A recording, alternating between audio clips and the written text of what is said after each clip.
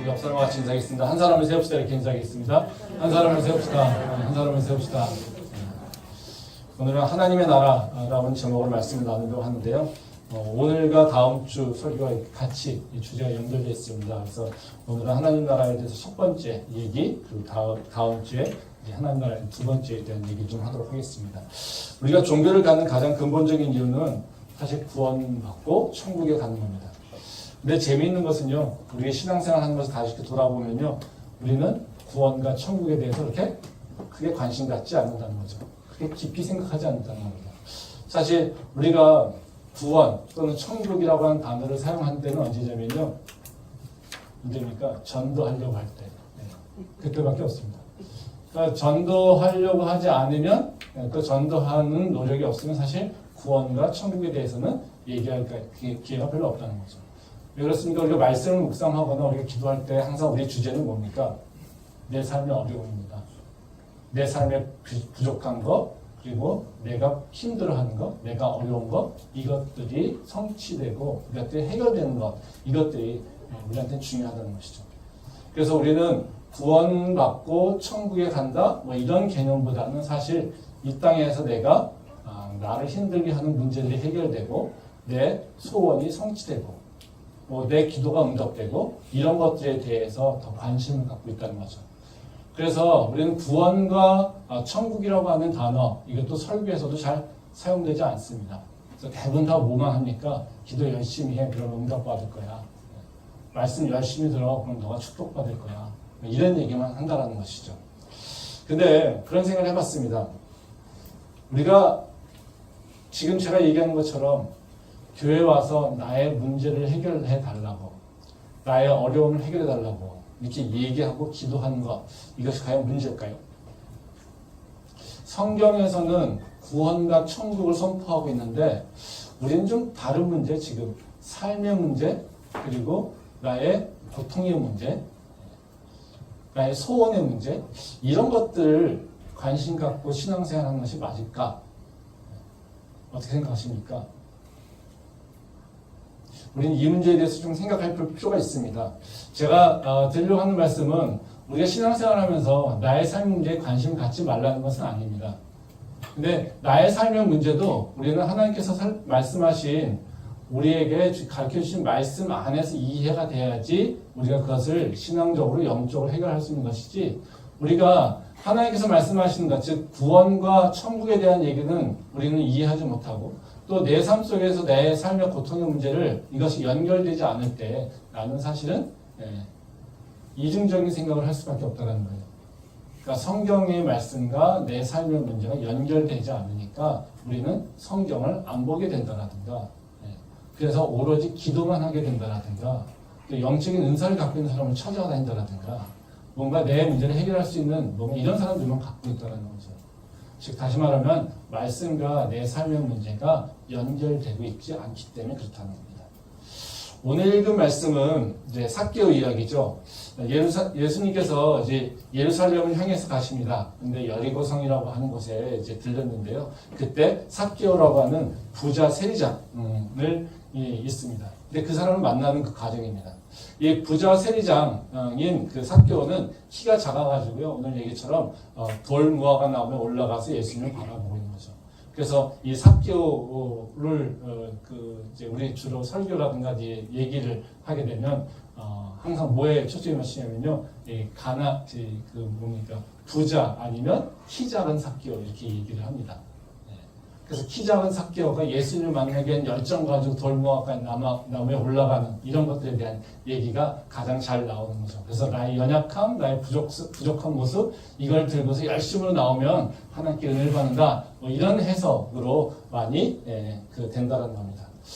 근데 여기서 중요한 건요, 이 삭개오 얘기는 사실 우리가 열심으로 하나님한테 나갈 때, 내가 키 작아서 그 열정 가지고 나무에 올라가서 하나님을 만나려고 할 때, 그럼 네가 그 열심을 들고 나가면 예수님께서 너를 찾으실 거야, 예수님께서 너를 구하실 거야, 이런 얘기는 아닙니다. 이 삭개오의 말씀의 핵심은 뭐냐면요, 예수님께서 우리한테 천국에 대해서 설명하시는 부분이라는 거죠. 누가복음 9장부터는 예수님이 예루살렘을 향해서 가는 사건이 계속됩니다. 그래서 9장부터는 예루살렘을 쫙 향해서 십자가를 향해 가시죠. 근데 십자가를 향해 가시면서 계속해서 사건과 기적들을 일으킵니다. 이때의 일들은 대부분 다 메시아적 그 사건들을 행하십니다. 근데 이때 핵심적인 얘기는 뭐냐면요. 다 하나님의 구원과 그리고 하나님의 천국에 대해서 얘기를 하시는 사건이 많습니다. 이 삭개오 사건은 어떤 얘기냐면요. 하나님이 우리를 구원하시는 것과 하나님의 나라가 어떻게 이루어지는지 그 전환점, 그 연결점을 얘기해 주고 있는 것이 바로 이 삭개오 사건이라고 할 수가 있습니다. 이 누가복음 18장에 보면요. 우리가 잘 알고 있는 얘기 나오는데요. 부자 청년에 대한 얘기가 나옵니다. 부자 관리죠. 근데 이것은 어떤 얘기냐면 누가 구원을 받을 것인가에 대한 문제입니다. 그래서 부자 청년 얘기 나오고 어린아이에 대한 얘기가 나오고 그리고 맹인이 구원받는 얘기 이런 얘기가 나옵니다. 그래서 누가복음 18장에서는요 바로 누가 하나님의 구원을 받을 것인가 이런 것들에 대한 얘기가 나옵니다. 그리고 19장 우리 지금 읽은 19장에서는요 삭개오가 구원받는 그 이야기와 그리고 문화 비유라고 하는 것이 나옵니다. 그래서 달란트 비유 비슷한 얘기가 나온다는 거죠. 그리고 바로 이제 예루살렘으로 향해 가십니다. 그래서 삭개오와 문화의 비유는 이게 떨어진 것이 아니라요 하나입니다. 그래서 구원이라고 하는 것과 하나님의 나라를 연결해주는 계속되는 얘기입니다. 그래서 우리 문단을 보게 되면요 우리가 연결해주는 고리라고 하는 것을 알 수가 있습니다.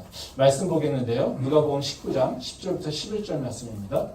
인자가 온 것은 잃어버린 자를 찾아 구원하려 함이니라. 그들이 이 말씀을 듣고 있을 때에 비유를 더하여 말씀하시니 이는 자기가 예루살렘에 가까이 오셨고 그들은 하나님의 나라가 당장에 나타날 줄로 생각함이더라. 우리가 많은 경우에 이제 삭개오의 사건과 문화 비유를 따로따로 떼어져서 얘기합니다. 근데 오늘 말씀해 보면요, 이 10절은 삭개오 사건에서 통해서 예수님께서 하시려는 말씀이에요. 교훈입니다. 그리고 11절은 바로 삭개오 사건을 보면서 사람들이 배우고 있는 또는 생각하고 있는 것들에 대한 반응을 얘기하고 있다는 거죠. 근데 이때 보면요, 이 사건이 서로 따로따로 떨어져 있다는 것이 아니라고 하는 것은 거기 보면 그런 얘기합니다. 11절에 보면 그들이 이 말씀을 듣고 있을 때 비유를 더하여 말씀하신다라는 거죠. 즉 다시 말하면 삭개오를 통해서 삭개오에게 교훈을 주실 때 사람들은 그 얘기를 계속 듣고 있다는 거예요. 그 예수님에게 그 얘기를 귀 기울이고 있을 때 예수님은 계속해서 뭘 얘기하시냐면 문화 비유로 연결된다는 거죠. 그러니까 삭개오의 사건과 이 문화 비유는 서로 따로 떨어진 것이 아니라 동시에 같은 선상에서 일어나고 있기 때문에 바로 예수님께서 삭개오를 통해서 일어나는 사건의 교훈을 이제 문화 비유로 연결해서 얘기하고 있다는 거죠. 이 두 가지는 다 공통적으로 뭐냐면요, 구원과 천국에 대한 얘기입니다. 그러니까 삭개오가 구원받는 사건과 바로 하나님 나라가 임하는 것, 이 부분에 대한 얘기를 하고 있다는 것이죠. 그래서 우리는 구원과 하나님의 나라가 어떻게 연결되는지, 그리고 그것이 우리 삶하고 무슨 관계가 있는지를 우리는 신앙적으로 이제 믿음으로 한번 생각해 볼 필요가 있다는 거죠. 그래서 오늘 제가 나누려고 하는 말씀은 다른 것이 아니라요, 그 삭개오 사건을 통해서 구원과 천국에 대해서 한번 생각해 보려고 합니다. 그래서 특별히 이제 구원과 천국이 무엇인지, 즉 우리가 얘기하는 구원, 우리가 얘기하는 천국이 무엇인지, 그리고 우리가 살면서 내 삶 속에서 구원이라고 하는 것과 천국이라고 하는 것이 어떤 의미가 있는 것인지 이 기본적인 얘기를 다시 한번 좀 생각해 보려고 합니다. 그래서 두 가지 문제가 우리가 나눈 핵심적인 이 문제라고 생각하시면 될 것 같습니다. 그럼 첫 번째로요, 이제 구원이 우리에게 어떤 의미가 있는가, 이걸 먼저 좀 생각해 볼 필요가 있습니다. 구원이 우리에게 어떤 의미가 있을까요? 우리는 그냥 신앙적으로 생각할 때 죽을 죄인이었는데 그냥 하나님의 새 생명을 얻었어. 즉 죽은 자가 생명을 얻었어.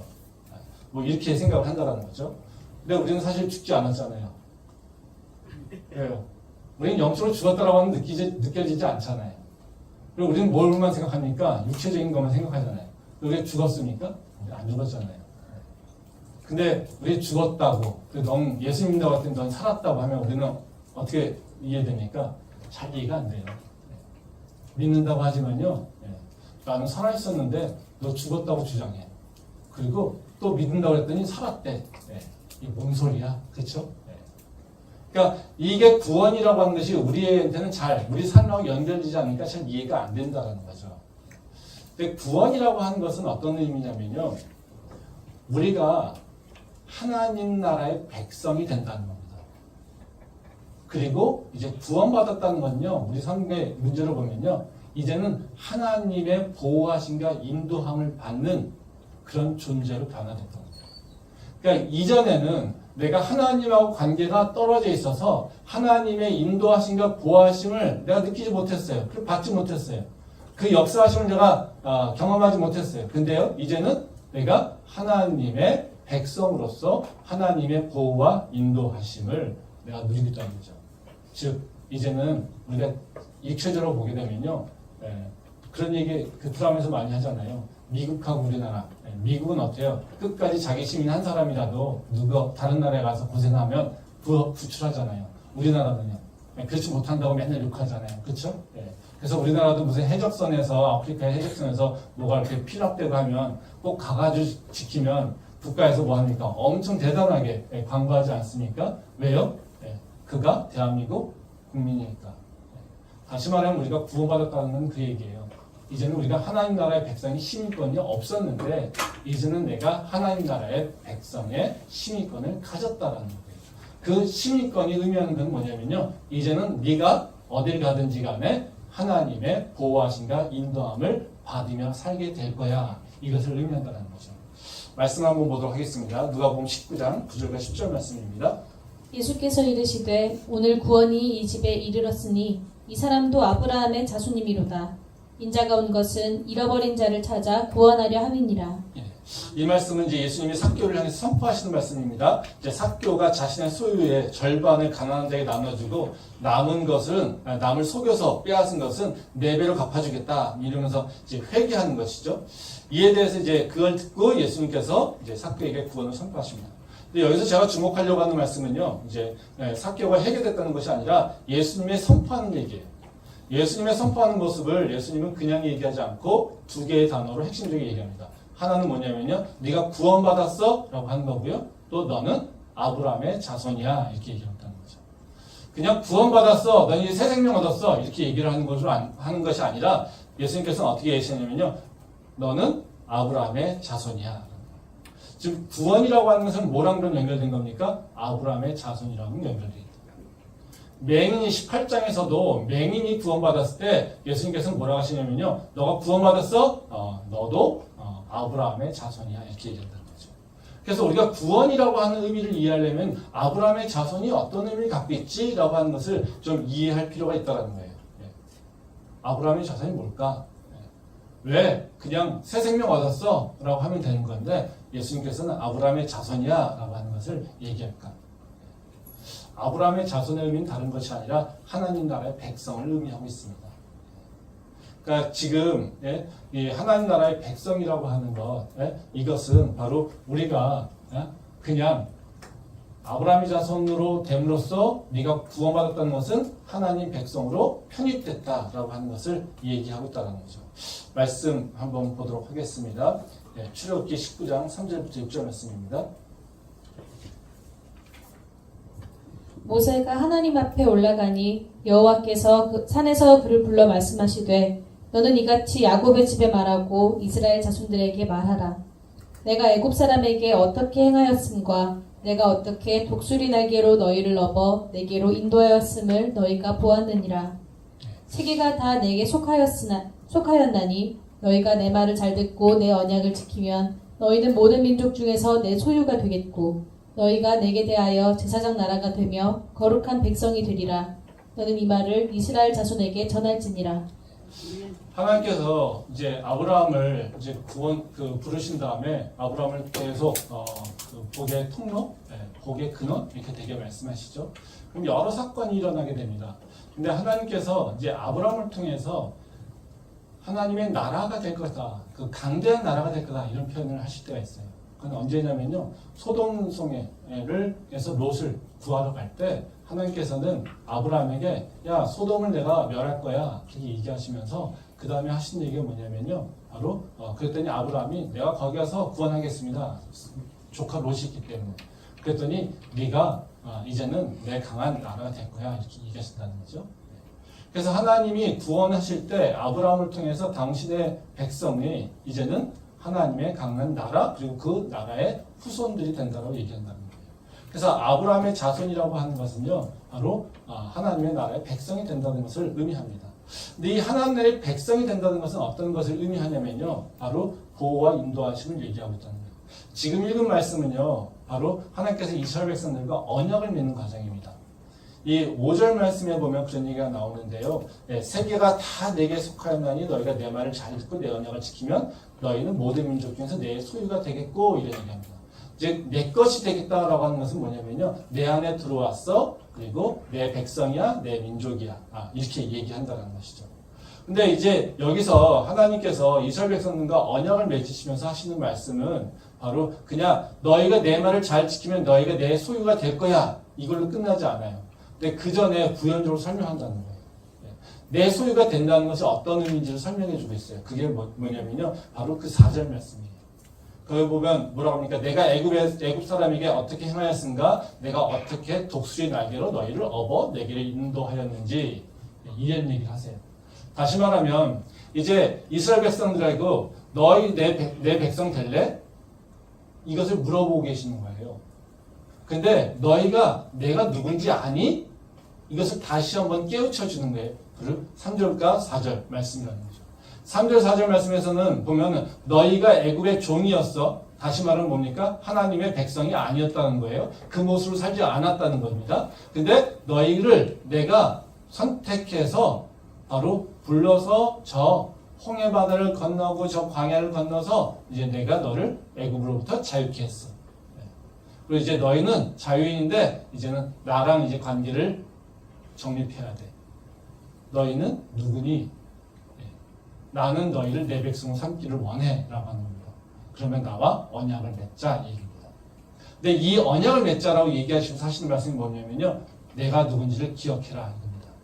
내가 누구냐면 너희를 애굽에서 구원했고 그리고 독수리 날개로 너희를 업어서 내게로 인도했어 라는 겁니다. 즉 이스라엘 백성들이 애굽에서 자유케 될 수 있는 능력이 없었는데 불구하고 하나님께서 그들을 업어서 구름기둥과 불기둥으로 그들을 인도하셔서 바로 하나님의 백성을 지금 삼으려고 하신다는 것을 기억하고 있으라는 것이죠.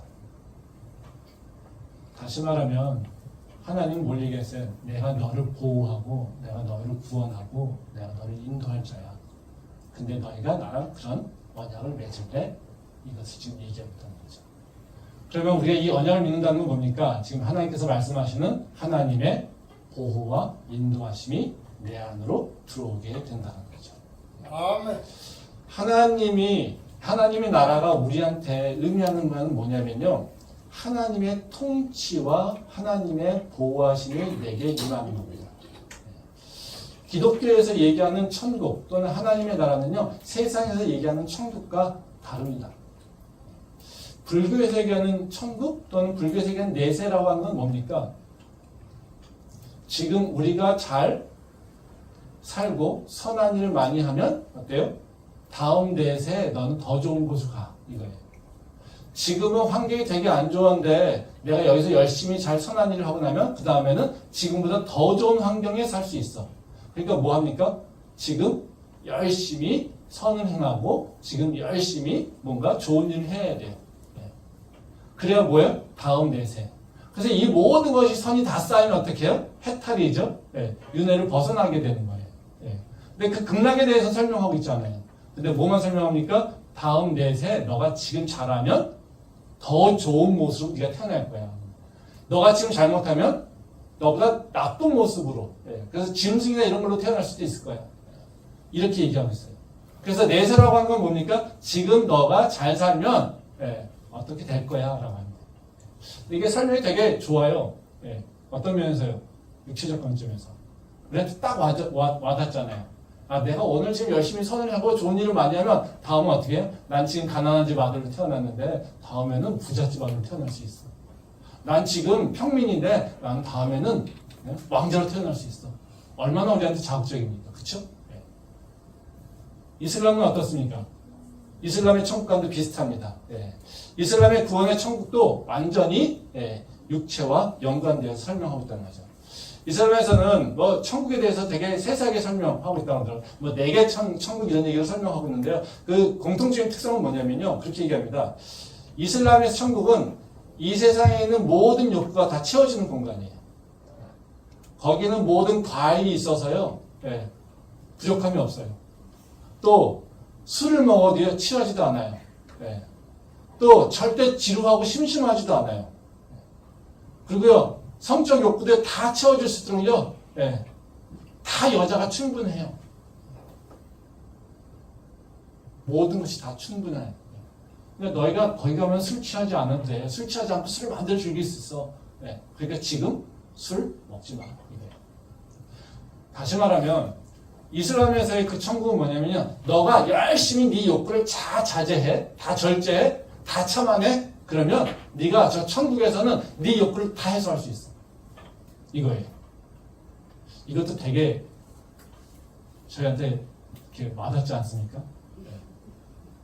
우리가 느끼는 천국은 뭡니까? 지금 부족함이 해결되는 거예요.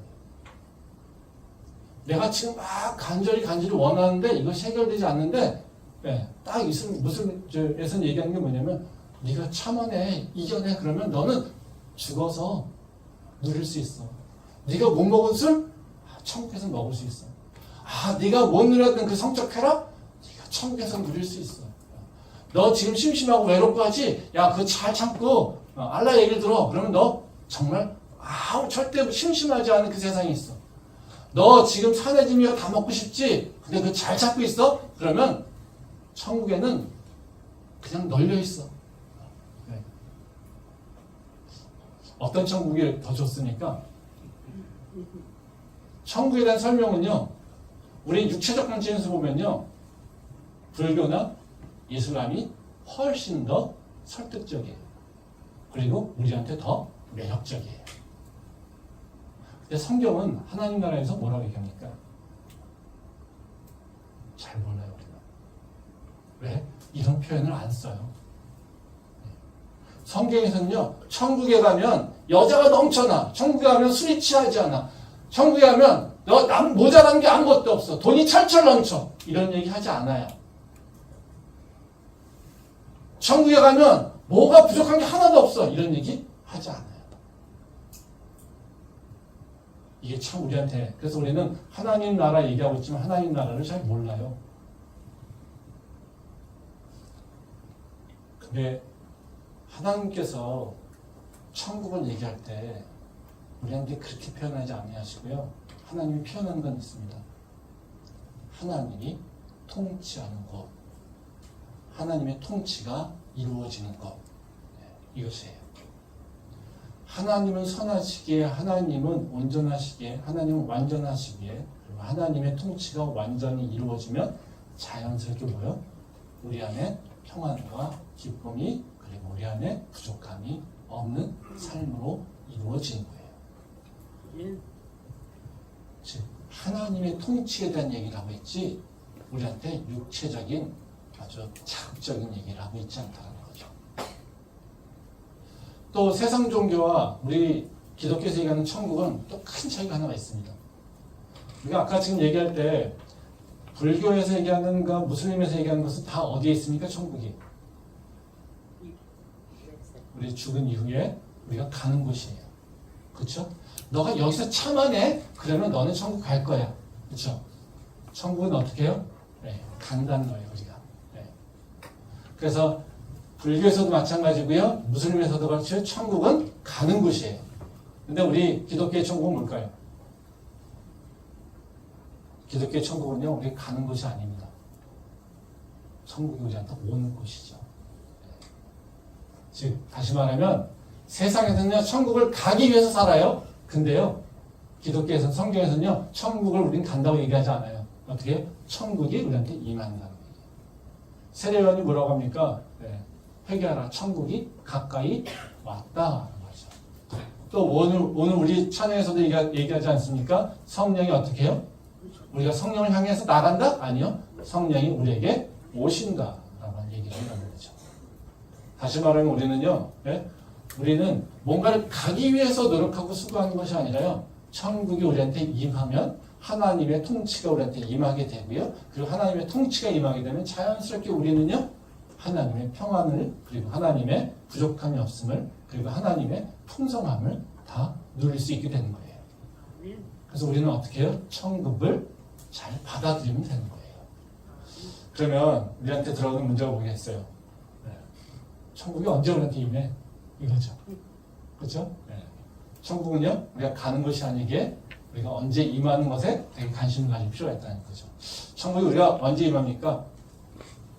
이 땅에서 오늘, 지금, 당장 천국은 임하게 된다는 거예요. 말씀 한번 보겠습니다. 누가복음 19장 9절 말씀입니다.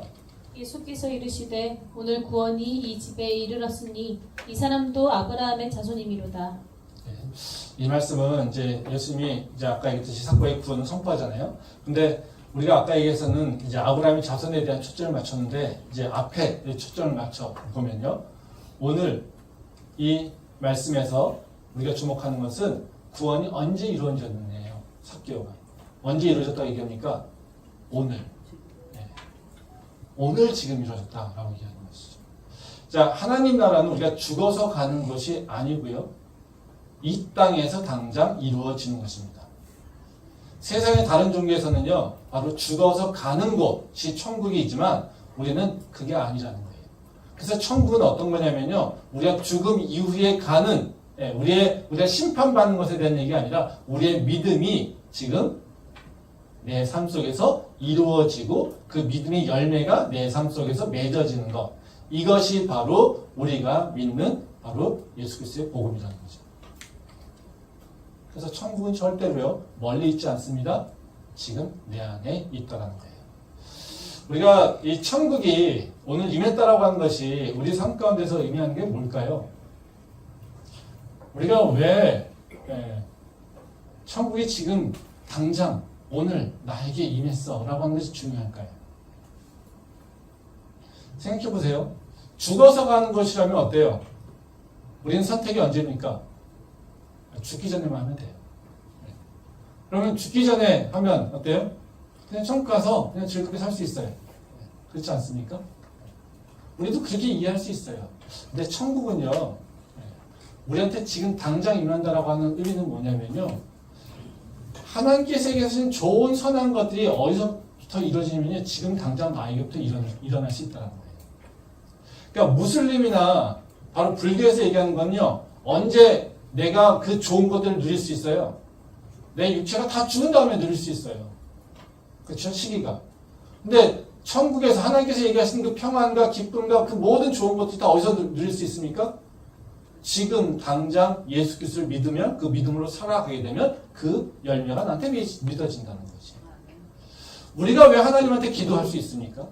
왜 하나님한테 내 삶에 부족한 것이 있고 내 삶에 아픔이 있고 내 삶에 어려움이 있는데 그걸 왜 하나님께 기도할 수 있어요? 하나님께서 야 참아내 그러면 너 천국 가서 너 누릴 수 있어 하면 우리는 지금 내 삶의 문제를 가지고 왜 기도해야 돼요? 그렇죠?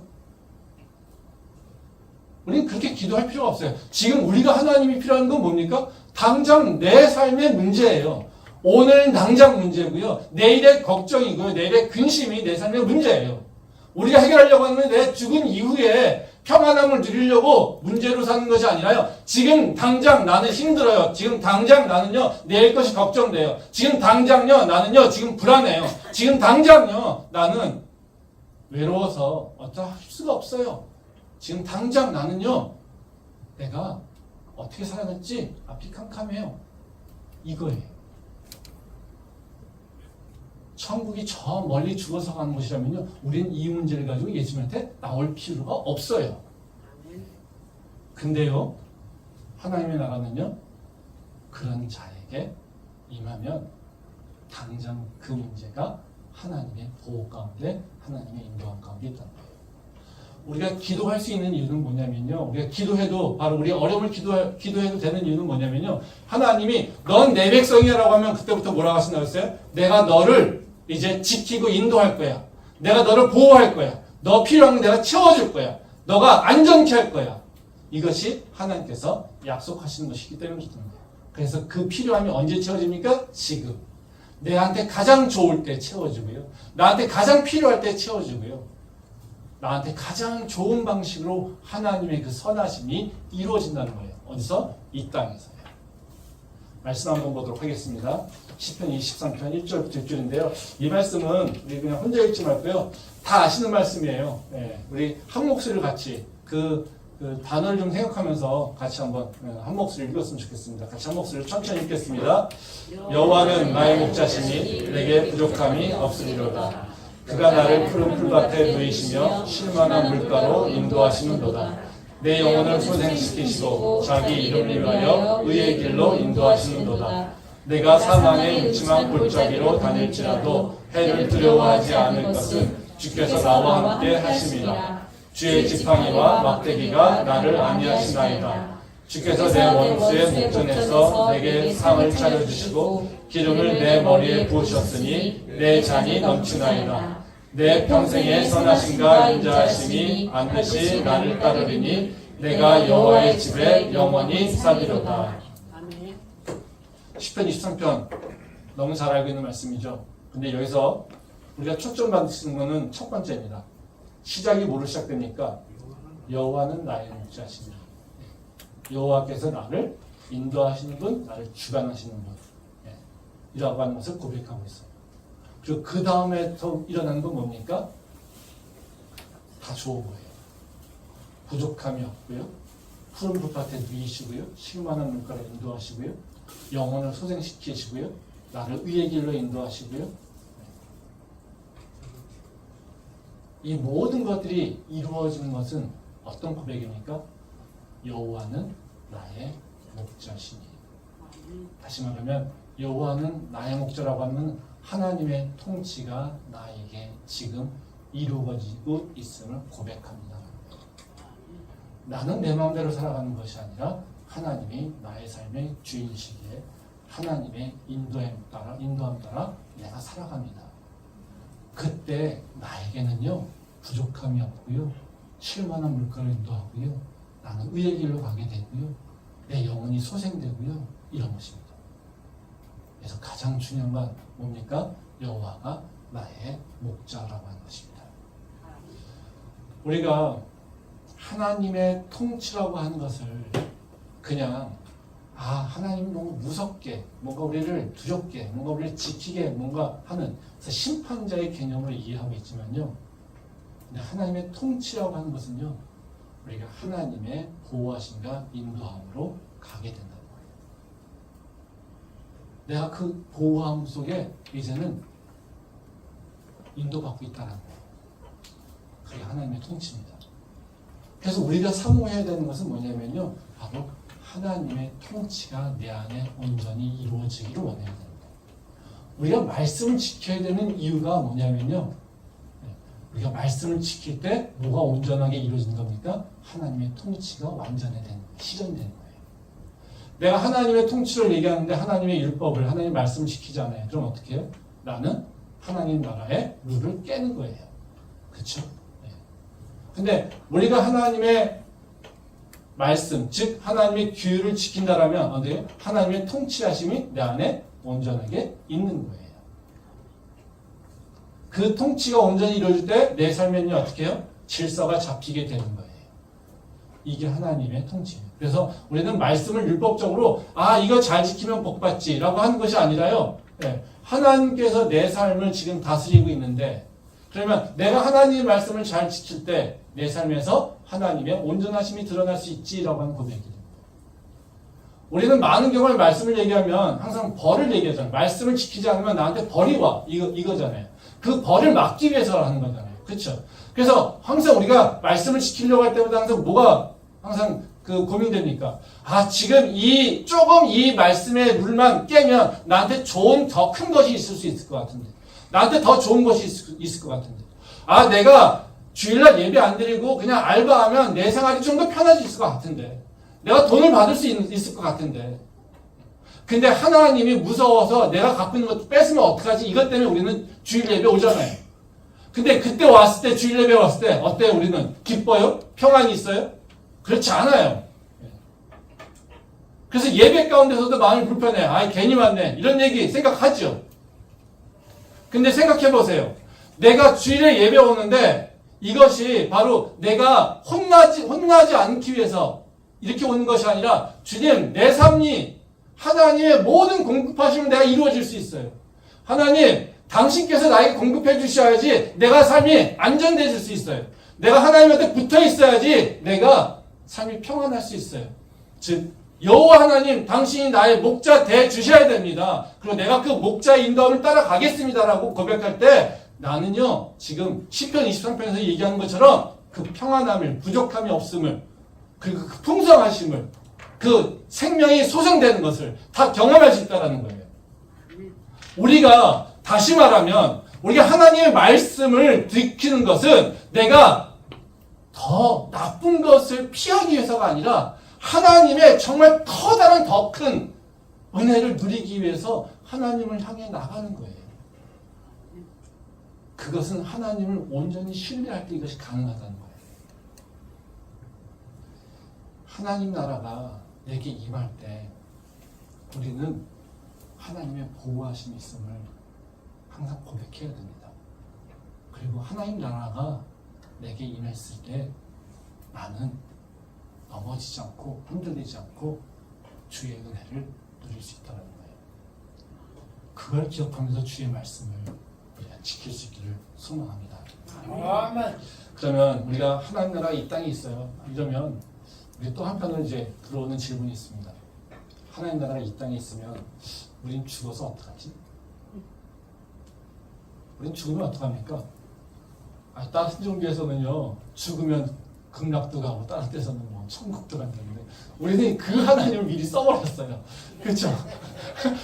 아니, 그래서 죽으면 어떻게 해요? 네, 이렇게 다 와 있는데 어떻게 해요? 네. 어떻게 할까요? 이게 문제죠. 네. 기독교에서는 천국을요, 두 가지로 의미합니다. 이 땅에 임한 천국이 있고요.